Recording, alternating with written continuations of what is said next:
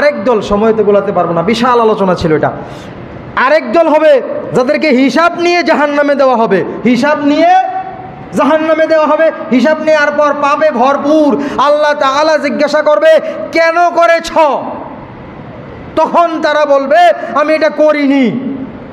কি বলবে? আমি এটা করি নাই। আসেনি? বর্তমান যুগে আমাদের বেলায় অনেক পাপ করার পরে করি নাই কওয়াটা একটা ফ্যাশন হয়ে দাঁড়াইছে। আল্লাহ তাআলার দরবারেও সেই দিন আল্লাহ জিজ্ঞাসা করলে তারা বলবে করি নাই, আমি পাপ করি নাই। হ্যাঁ, ইকরা কিতাবাকা কাফা বিনাফসিকা ইয়াউমা কিতাবা হাসিবা, এরকম আয়াতরা আছে না কোরআনে? আল্লাহ তখন কিতাব এরকম আমলনামা হাতে দেবে। বলো এটা কি? তোমার জিন্দেগির আমল নও, পড়ো। আমলটা দেবে কেমনে? কাউকে ডান হাতে আর কাউকে এইরকমভাবে হাতরা সিনা দিয়ে ঢুকিয়ে পেছন দিক থেকে বাম হাত বের করবে, টান দিয়ে ফেরেশতারা বের করে এরপরেই আমলনামা হাতে দিবে, পড়ো। বলবে আমি কিভাবে পড়বো? আমলনামা তো দিছ পেছনে, ঘাটটাকে ফেরেশতারা ধরে এরকম ঘুরিয়ে দেবে। আল্লাহু আকবার। কত ভয়ঙ্কর শাস্তিটা তখন হবে। যখন অস্বীকার করবে আমি করি নাই, তখন আমলনামা নিজের জিন্দগিটা দিয়ে দেবে, নাও এবার পরে দেখো তুমি করছো কিনা। উপায় আছে আর? সমস্ত পৃথিবীটাকে সাক্ষী দেওয়ার জন্য এই যে সূরা জিলজালের মধ্যে এটা এসেছে তাফসীরের মধ্যে, পৃথিবী সেদিন সাক্ষ্য দেবে, বলবে তার উপরে যত কর্ম হয়েছে সবগুলো একটা একটা একটা একটা করে ভিডিওর মতো বলে দেবে। আমার উপরে এটা করেছিল, আমার উপরে ওইটা করেছিল, আমার উপরে ভাইসা এটা করছিল, সমস্ত পৃথিবী সাক্ষী দেবে। ইয়াউমা ইউকশাফু আন সাকিউ আলিয়াউমা নাখতিমু আলা আফওয়াহিহিম ওয়া তুকাল্লিমুনা আইদিহিম ওয়া তাশহাদু আরজুলুহুম বিমা কানু ইয়াকসিবুন। সেই দিন হাতকে, মুখ জবানকে বন্ধ করে দেওয়া হবে, হাতকে জবান খুলে দেওয়া হবে, পায়ে সেদিন সাক্ষী দেবে, হাতগুলোর জবান খুলে দেবে, পায়ের জবান খুলে দেবে, বলবে তার জবান বন্ধ। মিথ্যা যখন সেদিন অস্বীকারীকে এরকম করা হবে, তাদেরকে হিসাব নিয়ে আল্লাহ যখন যাকে বলবে কেন করছো, এই কেন যার বেলা ব্যবহার হবে সেই হিসাবের পরে জাহান্নামী, সেই কি হিসাবের বেলা জাহান্নামী। এরপরে মাপার পর, হিসাবের পর আবার কিছু লোককে জান্নাতে দেওয়া হবে। আল্লাহ তাআলা এই ব্যাপারটা রাসূলুল্লাহ সাল্লাল্লাহু আলাইহি সাল্লাম হাদিসে বলেছেন, আল্লাহুম্মা হাসিবনি হিসাবান ইয়াসীরা। রাসূল বলেছেন, এই দোয়া করেছেন আল্লাহর কাছে।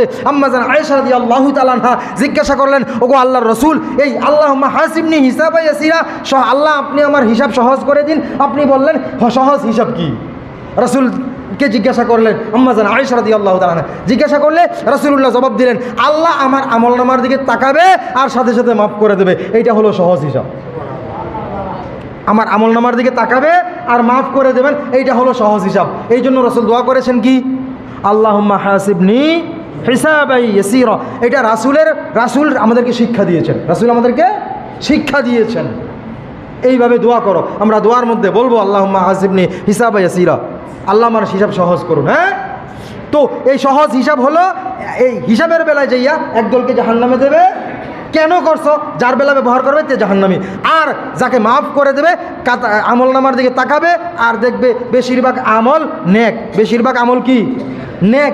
ওই দুই একটা পাপ আছে, হয়তো অল্প শাস্তি অথবা কম শাস্তি হতে পারে, অথবা মাফ করার মতো যোগ্য, আল্লাহ তাআলা দয়া করে যাকে ইচ্ছা মাফ করে দেবেন। এই চার দল, একদল হলো বিনা হিসাবে জান্নাত, আরেক দল বিনা হিসাবে জাহান্নাম, একদল হিসাবে জান্নাত, আরেক দল হিসাবে জাহান্নাম। এই ছিল হিসাব নিকাশের আলোচনা। অনেক আলোচনা ছিল, মাঝখানে আমি কেটে কেটে গিয়েছি। নামাজের যে হাদিসটা পড়েছি, আল্লাহ তাআলা সেদিন জিজ্ঞাসা করবে, তোমাকে কি আমি দুনিয়ার মধ্যে পাঠাইছিলাম? আমি আল্লাহর কুদরতি ভাই সেজদা করছিলাম, বলে দিয়েছিলাম মানুষ এবং জিনকে আমি আল্লাহ একমাত্র আমার ইবাদতের জন্য সৃষ্টি করেছি। ওমা খালাকতুল জিন্না ওয়াল ইনসা ইল্লা লিয়াবুদুন। তুমি কি আয়াত পড়নি, শুনুনি এই বয়ান? তাহলে নামাজ পড়েছ? বলবে হ্যাঁ পড়েছি। বলে ঠিক আছে, আল্লাহ বলবে আমি তো তোমাকে আদর করে ভালোবেসে বান্দা বানাইছি আমার নামাজ পড়ার জন্য, যেহেতু ওখানে সেজদা দিছো, আমি আল্লাহরে কোনোদিন দেখো নাই, এখন একটু সেজদা দিয়ে দেখাও। সুবহানাল্লাহ। হ্যাঁ, ইয়াউমা ইউকশাফু আন সাকিন ওয়া ইউদউনা ইলা সুজুদি ফালা ইস্তাতিউন, এটাও কোরআনের আয়াত। আল্লাহ বলবে আমাকে সেজদা করে দেখাও। তখন বান্দা সেজদা করতে চাইবে, বেনামাজি বান্দাগুলো, এই পাপিষ্ঠ বান্দাগুলো সেজদা করতে চাইবে, প্রতারণা করবে কার সাথে? আল্লাহর সাথে, তখন সেজদা করতে চাইবে, কিন্তু ওখানে প্রতারণার সুযোগ নাই। মেরুদণ্ডকে সোজা করে দেওয়া হবে, মেরুদণ্ড অটোমেটিক সোজা হয়ে যাবে, অটো সুইচ লাগবে না।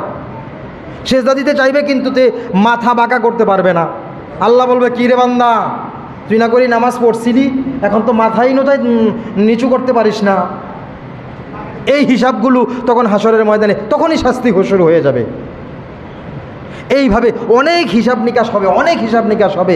আলোচনা ছিল, সময়ে পারতেছি না। প্রত্যেকটা প্রাণীর হিসাব নেওয়া হবে, প্রত্যেকটা মানুষের হিসাব নেওয়া হবে। আপনি অপরাধ করে কাউকে একটা থাপ্পড় মেরেছিলেন, এইটারও হিসাব হবে। একটা গালি দিয়েছিলেন, এইটারও হিসাব নেওয়া হবে। জোর করে একটা ধমক দিয়েছিলেন, সে দুর্বল বলে আপনাকে জবাব দিতে পারে নাই, তো সেইটারও হিসাব নেওয়া হবে। একটা কষ্ট দিয়েছিলেন, ওইটারও হিসাব হবে। গরুকে শিং দিয়ে গুঁতা মারছিল, এইটারও হিসাব হবে। ছাগলকে শিং দিয়ে গুঁতা মারছিল, এইটারও ওখানে হিসাব দিতে হবে। গরু যেয়ে দাঁড়াবে, আল্লাহ আমাকে এই গরুয়ে শিং দিয়ে দুনিয়ায় গুঁতা মারছিল, আমি কষ্ট পাইছিলাম, দুর্বল বলে পারি নাই। আল্লাহ তখন ওই গরুটাকেও ডাকবে, আসো। আয়সা বলবে, এবার তুই তার একটা দে। এগুলার হিসাব একটু সহজ হবে। কিন্তু মানুষের হিসাব, শাস্তি অনবরত হইতে থাকবে। মানুষের তখন মৃত্যু হবে না। ওই শাস্তিটা দেওয়ার পরে পশু পাখিগুলোকে মৃত্যু দিয়ে দেওয়া হবে, কিন্তু মানুষকে মৃত্যু দেয়া হবে না। অনন্তকাল জাহান্নামে জ্বলতে হবে। আল্লাহ তাআলা এই হিসাবের ব্যাপারে আমাদেরকে সচেতন হওয়ার তৌফিক দান করুক। যেইটুকু আলোচনা হয়েছে, ইনশাআল্লাহ আমরা যেই ভালো কথাগুলো আমল করার চেষ্টা করব। সকলে বলি ইনশাআল্লাহ। আল্লাহ তাআলা আমাদেরকে হিসাব নিকাশ দেওয়ার মতো উপযুক্ত করে এই দুনিয়া থেকে নিজেকে তৈরি করার তৌফিক দান করুন। সকলে বলি আমিন। ওয়া আখির দাওয়ানা আনিল হামদুলিল্লাহ।